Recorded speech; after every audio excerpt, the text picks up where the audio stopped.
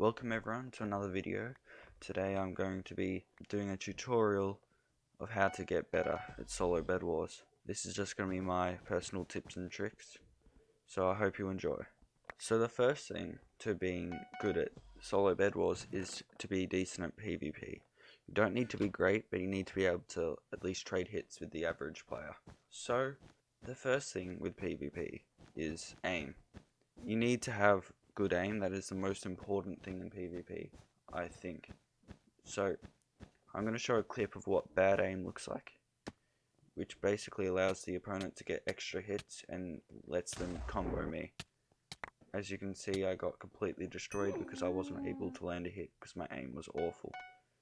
Now I'm going to show a clip of me with good aim and show how it's much easier to get double hits and then get into a combo if your crosshair is on the opponent constantly.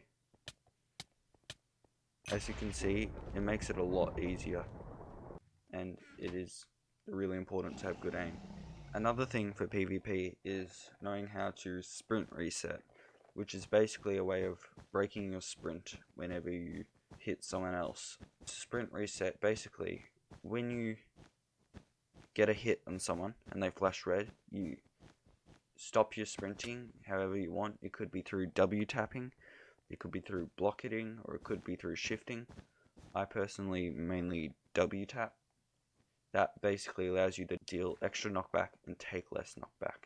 I'm now going to show you a clip of W tapping and how it helps knockback, and how if you don't do it, it makes it really hard to win. As you can see in this clip in the top right hand corner, my W key is being released every time I get a hit. As you see, he goes flying and I do not move very far. Here's now a clip where I do not W tap, and as you can see, I deal no knockback and I also take a decent amount. So the next part to being good at bed wars is bridging. Obviously you have to bridge a distance to get to each base, and I'd recommend learning to ninja bridge / speed bridge, because it allows you to get there faster and you might be able to get an extra jump on your opponent because they won't be expecting you yet. The next thing is you need to have the height advantage on your opponent when you're bridging. So if you are above your opponent, then you can drop down on them and hit them off. Whereas if you're level, you might just have like a normal fight, it'll be fairly equal. But if they're above you, they can just drop down and hit you off the bridge very easily. So it's very important to stay above your opponents, especially when you're bridge fighting. So that's pretty much it for bridging. That's the main thing. You just need to be able to bridge decently quickly and make sure you stay above your opponents. The next thing is game sense. So this is basically what to do and when. So here we have a very good, don't say otherwise, drawing of a Bed Wars map. So say you are on blue team over here. You will want to rush the team closest, which often is this team here. On some maps it's the other team, but often it's the teams here like red, blue, pink, grey and stuff. So say you're blue, you take out your enemy, so they're gone, and let's say pink takes out grey, but these ones are still fighting, aqua and white, and green and yellow are still fighting as well. And you're over here, and you want to go and fight someone else, because that's what you do in Bed Wars. You go fight someone else, and you win the game by killing everyone. These two people are already, they're doing their own thing. They're not disturbing you because they're fighting each other. So instead of going for these teams, you go for the team that is not doing anything. So they can either rush this way or this way, but they've already gone here, so they might go this way, or they go back to the base and rush this team. I'm not sure which one they do, but since they don't have anyone else to rush at the moment, these teams over here, aqua and white, are fighting, green and yellow are fighting. So you will want to bridge to the diamond gen here, lovely diamond gen, and then bridge to grey base. And then you might fight pink here, and then you can rush pink. You and pink are both fighting each other, and these guys are fighting each other, and these guys are fighting each other. Let's say you kill pink, so they're out now, but green has killed yellow. They might go this way, because these guys are still fighting, but the closest base to him from his base is a blue base. So green will probably want to go from here and to here to your base. So I'd void here and be able to get back to my base, and then I'd be fighting green here. Yeah. So then we're still fighting, and say we fight for a while, and these guys have, one's been eliminated, and say Aqua's still left, and you kill green. So now it's basically just go to the quickest route to their base, which would be from blue to green to yellow and to aqua. So that's basically what you do in most situations. And so I'll give you another situation where you lose your bed. If you lose your bed, you want to bridge mid as quick as possible and get emeralds, because if you get invis and stuff, the one person at their base, it's hard to defend from invis. It really is. So that's what you do when you lose your bed. You just go straight to mid. But not always. Sometimes you can't, because they might hit you off, or they're near you or something. But generally you want to try and get to middle to get emeralds.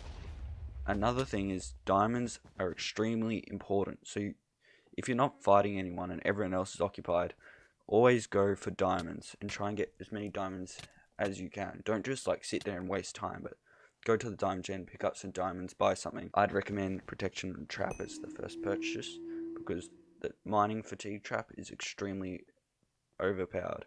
It makes it very hard for them to break your bed, and much easier for you to save your bed. The last thing I'm going to talk about in this video is what to buy at the different stages in the game, and when you're clutching and stuff. So when you're starting off a game, you will want to get a stack of blocks, which is 16 iron, unless it's a short rush like on Solus. You can either get 32 or 48 blocks. Lighthouse you can get 32 or 48, and Hollow you could get 32 or 48. They're the maps where they're a bit shorter rushes, so you take a bit less blocks. So if you're going to take 48 blocks in those maps, you can defend your bed with one layer of wool. But if you take 32, you don't have enough to defend your bed, and you don't have enough to build up. So if you are on any map, this is just generally, say you're taking out your first rush, there's what to buy next. I'd just say try and buy iron armor. If you can't buy that, just save up for it and buy maybe a whole lot of blocks, probably at least a stack, because you want to be bridging and have room to build up and stuff. So get a stack of blocks and a stone sword or something, and maybe a gapple if you've already got iron armor and you have some spare. But that's what I'd recommend, and maybe get some tools if you can.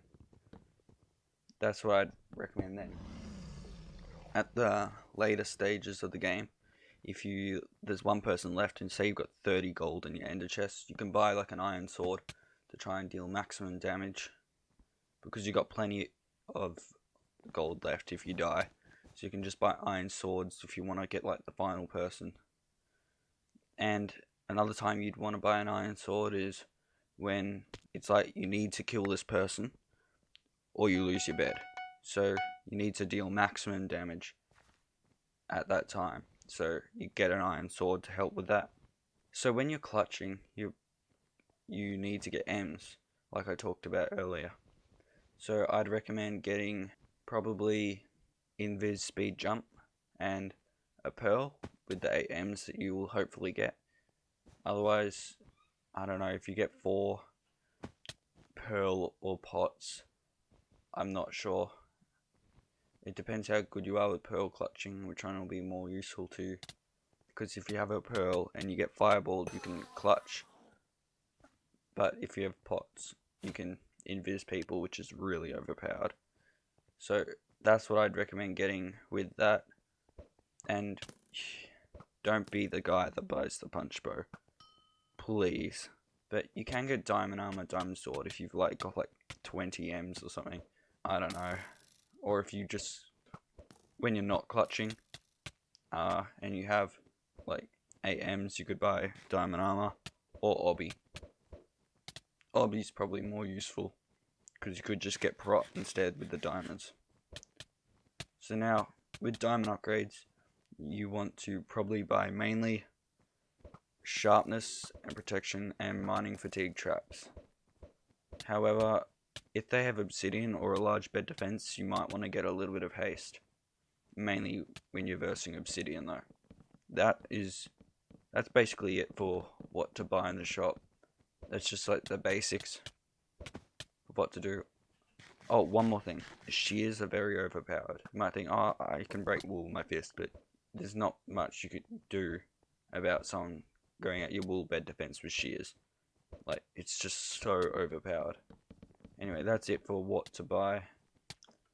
Anyway, I hope this video helped you get some tips for improving your ability in solo bedwars. And anyway, I'll see you later.